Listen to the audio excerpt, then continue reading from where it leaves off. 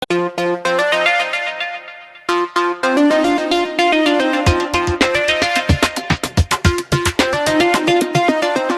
வணக்கம். நான் உங்களோட ஊரும் உணவுமோட டிராவல் கம்பெனியன் ஸ்ரீ பெரிய கருப்பன். எனக்கு வந்து ஜென்ரலாக 2 விஷயம் ரொம்ப பிடிக்குங்க. ஒன்று வந்து சமைக்கிறது, 2வது வந்து டிராவல் பண்ணுறது, அதாவது ஊர் ஊராக சுற்றுறது.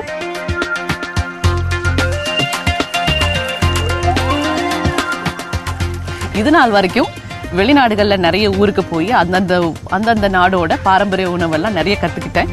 ஆனால் இப்போ வந்து இந்தியாவில் இருக்கிற ஊர்களில் இருக்கிற பாரம்பரிய உணவுகள், அந்த ஊரில் இருக்கிற ஹிஸ்ட்ரி இதெல்லாம் கேட்டு தெரிஞ்சுக்கிட்டு கற்றுக்கிட்டு நான் வந்து சமைக்க போகிறேன். ஸோ ஜென்ரலாக ஒரு உணவு நம்ம சாப்பிடும் போது அதுக்கு பின்னாடி இருக்கிற அந்த உணவுக்கு பின்னாடி இருக்கிற ஹிஸ்ட்ரி, வரலாறு தெரிஞ்சு நம்ம வந்து சாப்பிட்டோன்னா அந்த உணவோட சுவையே வந்து தனியாக இருக்கும். ஸோ இந்த டிராவல் கம்பெனியனோட சேர்ந்து நீங்களும் டிராவல் பண்ணி ஜாலியாக என்ஜாய் பண்ண போகிறீங்க. ஸோ என்னோட இந்த ஜேர்னியை நான் ஃபர்ஸ்ட் ஸ்டார்ட் பண்ணியிருக்கிற ஊர் வந்து பழவேற்காடு.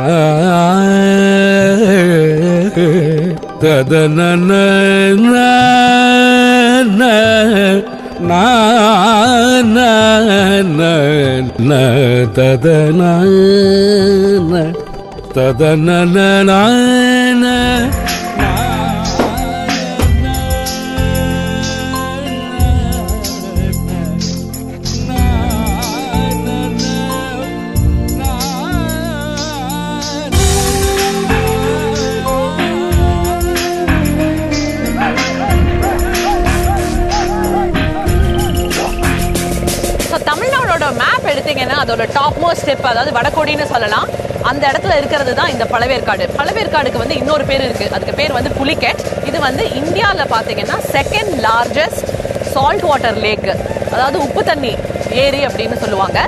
இங்கே பார்த்தீங்கன்னா இது வந்து 2 மாநிலத்துக்கு நடுவில் இருக்கு. ஸோ ஒரு சைடு பார்த்தீங்கன்னா நம்மளோட ஆந்திரா, இன்னொரு சைடு வந்து நம்ம தமிழ்நாடு.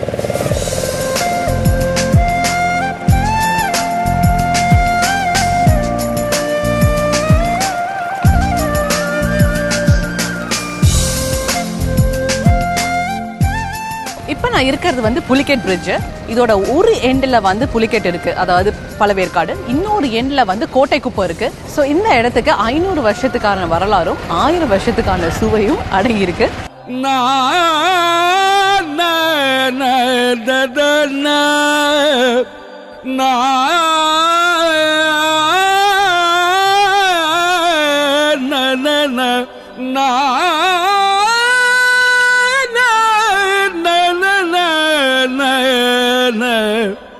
வங்காள விரிகுடாவோட முகத்துவாரமா இந்த ஏரி வந்து விளங்குது.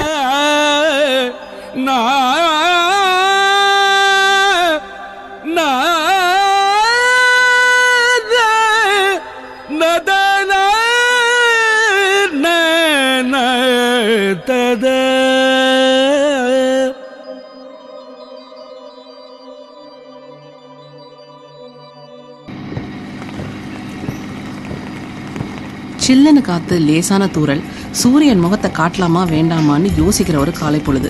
இந்த ஒரு மூடோட சென்னையிலிருந்து பழவேற்காடு டிராவல் பண்ணிட்டு இருக்கேன். இது சென்னையிலிருந்து 60 கிலோமீட்டர் தூரத்துல இருக்கு. பொன்னேரிக்கு அடுத்து ஏரி கடலோட கலக்கிற ஒரு அழகான ஊரு. இந்த பழவேற்காடு போற வழியில திருப்பாலைவனம் கோயில் இருக்கு. இதை கண்டிப்பா ஸ்கிப் பண்ணவே முடியாது, ஏன்னா இந்த கோயிலுக்கு பல இன்ட்ரெஸ்டிங்கான ஒரு ஸ்டோரி இருக்கு.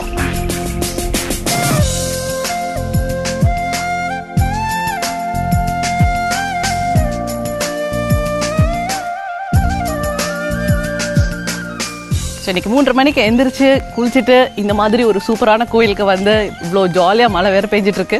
அருமையான ஒரு சூழலாக இருக்கு. ஸோ ஸ்டார்டிங்கே அமக்கலமாக இருக்குன்னு வச்சுக்கலாம். இப்போ நான் நிற்கிறது வந்து திருப்பாலைவனம்.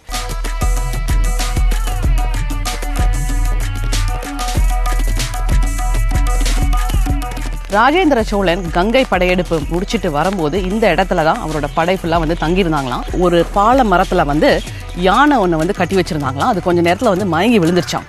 என்னடா யானை வந்து மயங்கி விழுந்துருச்சு அப்படின்னு சொல்லி அங்கே இருக்க வீரர்கள்லாம் வந்து அந்த மரத்தை வந்து வெட்டியிருக்கிறாங்க. இந்த மரத்தை வெட்டின உடனே அந்த மரத்துலேருந்து ரத்தமாக வந்திருக்கான். யாருக்கும் ஒன்றுமே இப்போ புரியல. ஸோ என்ன பண்ணியிருக்காங்க, கிடுகிடுன்னு போய் மன்னர்கிட்ட போய் சொல்லியிருக்கிறாங்க, இந்த மாதிரி ரத்தம்லாம் வருது அப்படின்னு. ஸோ மன்னர் வந்து உடனே வந்து பார்த்துருக்கிறாரு. பார்த்த உடனே என்ன ஏதுன்னு ஃபுல்லாக ரிசர்ச் பண்ணியிருக்காங்க, பயங்கர தேடி பார்த்துருக்குறாங்க. பார்த்தா மரத்து அந்த ரூட்ஸ் இருக்குல்ல, வேருக்கு கீழே வந்து ஒரு சிவலிங்கம் இருந்திருக்கிறான். ஸோ இதை பார்த்த உடனே மன்னர் உடனே வந்து முடிவு பண்ணிட்டாரு, கண்டிப்பா இந்த இடத்துல போய் ஒரு கோயில் கட்டுங்க அப்படின்னு இருக்காரு. ஸோ அந்த கோயில் தான் இது.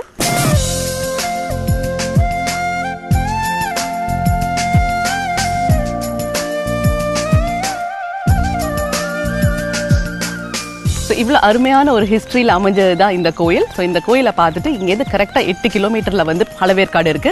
அங்கதான் நான் வந்து நெக்ஸ்ட் போறேன், என்னோட ஜேர்னியை கண்டினியூ பண்ண போறேன்.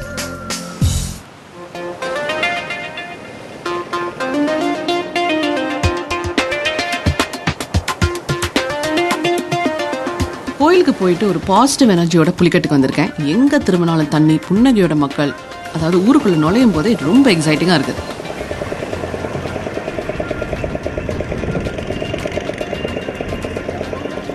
ஸோ ஜென்ரலாக நம்ம வந்து மண் வாசனை அப்படின்னு தான் நம்ம வந்து கேள்விப்பட்டிருப்போம். இங்கே வந்து எனக்கு மீன் வாசனையாக இருக்குது, எங்கே பார்த்தாலும் மீனாக இருக்குது.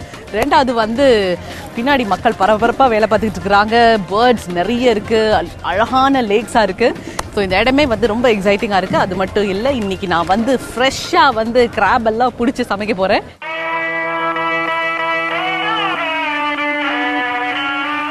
பழவேற்காடு புலிக்கட் இந்த பேர் எப்படி வந்துச்சுன்னு விசாரிச்ச போது பல கதைகள் சொன்னாங்க.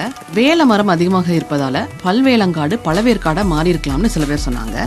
பிரளய காவேரி பழவேற்காடாக மருவியதா அரேபிய கித்தாப்புகள் தெரிவிக்கின்றன. புலிக்கட் எப்படி வந்துச்சுன்னு கூட ஒரு குழப்பம் இருக்கு. வங்காளத்துல சுந்தரவன காடுகள்ல புலிகள் வசிப்பது போல இங்கேயும் புலிகள் இருந்திருக்கலாம்.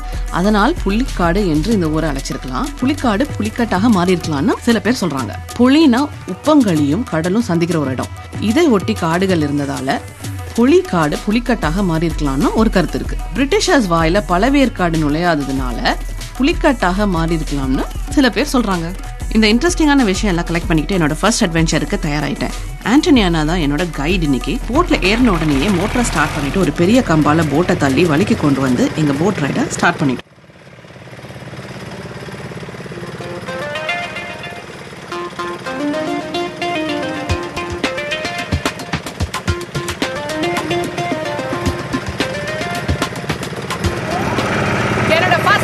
ரொம்ப அட்வென்ச்சரஸா இருக்குங்க. கருப்பு நண்டு பிடிச்சி ஃப்ரெஷ்ஷா சமைக்க போறேன். ஸோ ரொம்ப இன்ட்ரெஸ்டிங்கா இருக்க போது நினைக்கிறேன். பச்சைக்கல் நண்டு, அதாவது கருப்பு நண்டு இந்த ஊர்ல ரொம்ப ஃபேமஸ்ன்னு சொன்னாங்க. இதை பிடிக்கிறதுக்கு ஒரு ஸ்பெஷல் டெக்னிக் இருக்கு. அதை கத்துக்கிறதுக்காக தான் இந்த அட்வென்ச்சருக்குள்ளே நுழைஞ்சிருக்கேன். நண்டு வந்து வலை போட்டு பிடிக்க போறோமா?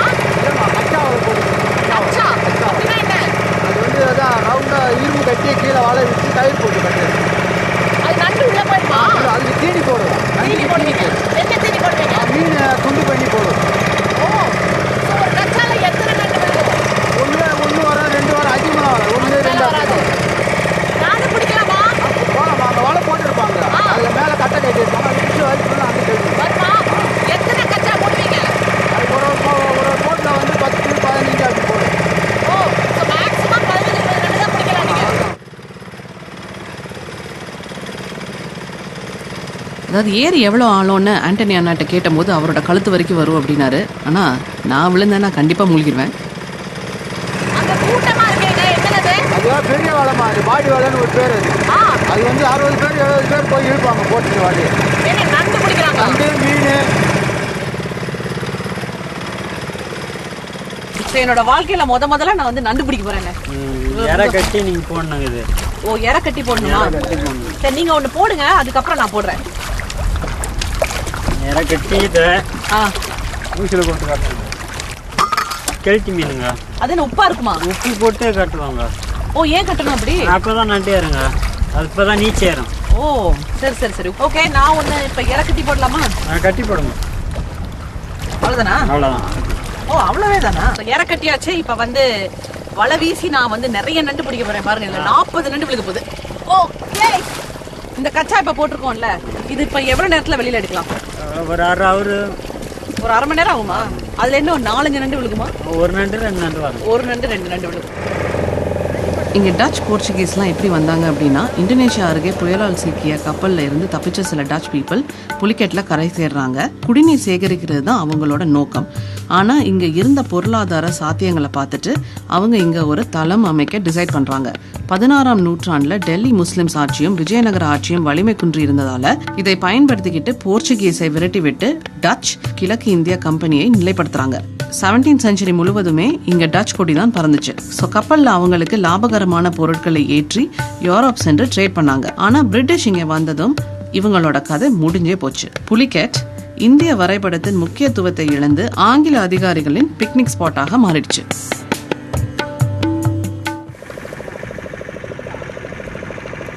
நான் வந்து கச்சாவை வந்து இப்ப கிளப்ப போறேன். கண்டிப்பா நண்டு இருக்கும்னு நம்புறேன். அண்ணா எடுக்கலாமா?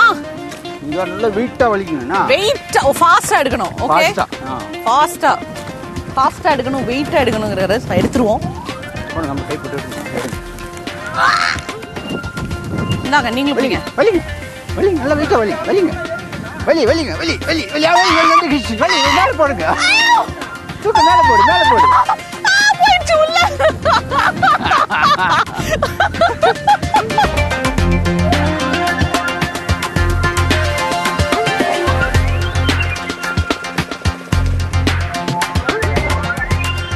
ஃபர்ஸ்ட் நண்டு மாட்டல, ஆனா அடுத்த நண்டு புடிச்சே ஆகணும்னு உறுதியா இருந்தேன். ஃபாஸ்டா வலின்னு ஆண்டனி அண்ணா சொல்லிட்டே இருந்தாங்க.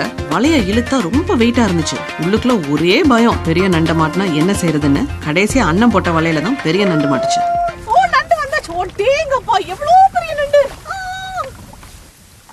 அதாவது மேல வந்து பிளாக் கலரா இருக்கு, கீழே வந்து ப்ளூ கலரா இருக்கு.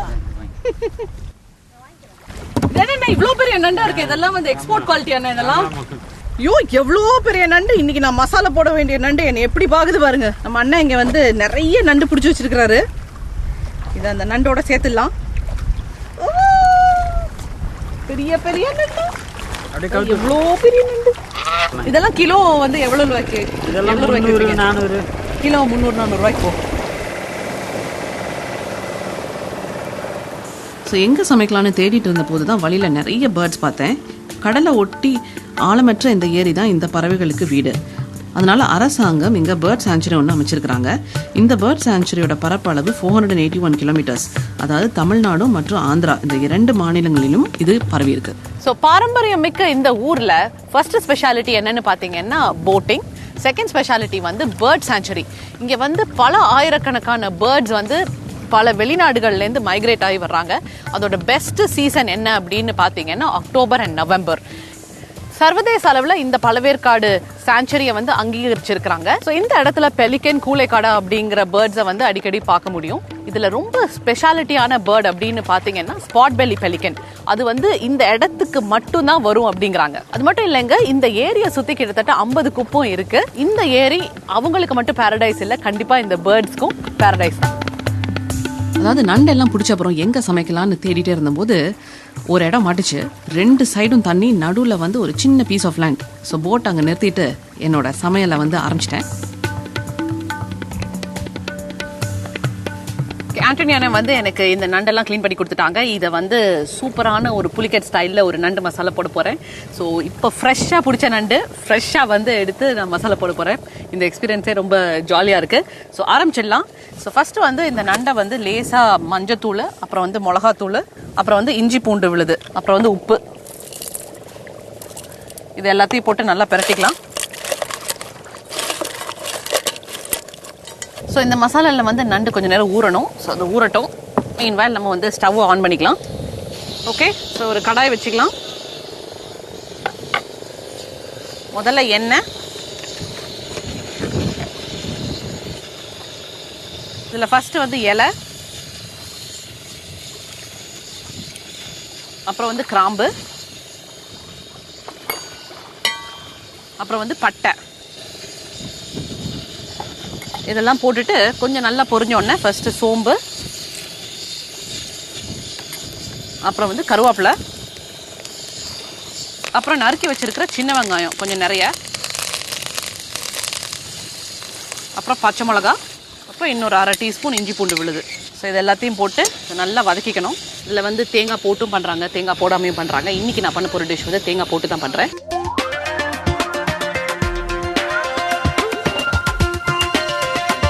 இந்த ஒரு அருமையான ஒரு அட்மாஸ்பியரில் இமீடியட்டாக நண்டு பிடிச்சி இப்படி குக் பண்ணி சாப்பிட்டா வந்து செம ஜாலியாக இருக்குது. ஸோ நீங்களும் வந்து புலிகேட் வந்தீங்கன்னா கண்டிப்பாக இந்த லேக்கில் வந்து விசிட் பண்ணுங்கள். கண்டிப்பாக நண்டெல்லாம் பிடிங்க, பிள்ளைங்க எல்லாம் செமையாக என்ஜாய் பண்ணுவாங்க. ஸோ இதில் வந்து நெக்ஸ்ட் நான் ஆட் பண்ண போகிறது ஒரு 4லேருந்து 5 சின்ன சைஸ் தக்காளி.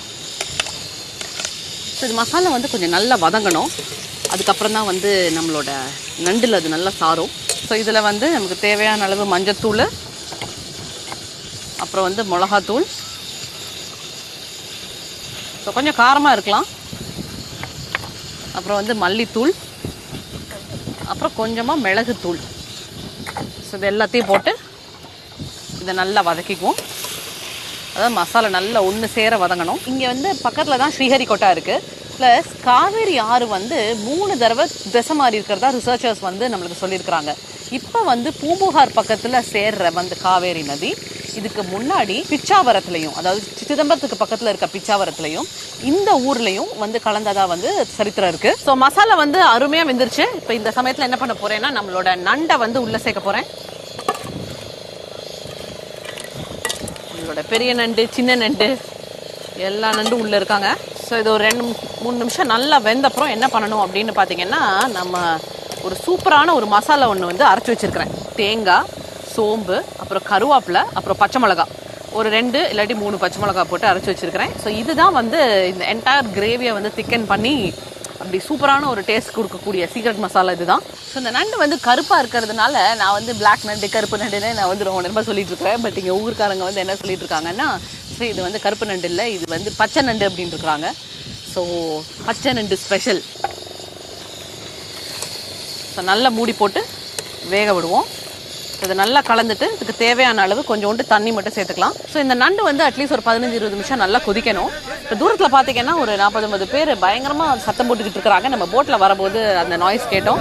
ஸோ அவங்க இங்கே தான் இருக்கிறாங்க. ஸோ இந்த நண்டு வெந்துக்கிட்டு இருக்க இந்த கேப்பில் அவங்க என்ன தான் பண்ணுறாங்கன்னு போயிட்டு ஒரு சின்ன விசாரணை பண்ணிட்டு வந்தோம்.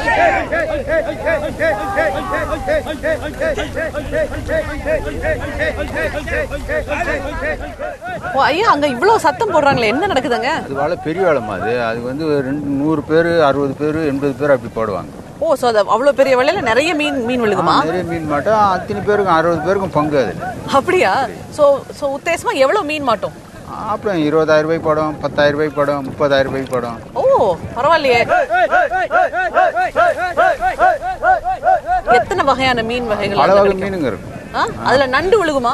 நண்டு கூட, அது நண்டுலாம் கம்மியாக கிடைக்கும். மீன் தான் அதிகமாக கிடைக்கும். மீன் தான் அதிகமாக கிடைக்கும். இவ்வளவு மீன் கிடைக்குது. இதை வந்து இங்க லோக்கல்ல விப்பீங்களா இல்லாட்டி வெளிநாட்டுக்கு? இங்க மார்க்கெட் பண்ணி அவங்க வண்டிங்க வரோம், அவங்க வந்து வெளிநாட்டுக்கு எடுத்துட்டு போயிடுவாங்க. காலையில எத்தனை மணிக்கு போடுவாங்க? காலையில 5 மணிலேருந்து கிளம்புவாங்க வீட்டுல இருந்து. அது வந்து சாயந்தரம் 6 மணி வரைக்கும் போட்டுன்னு இருப்பாங்க.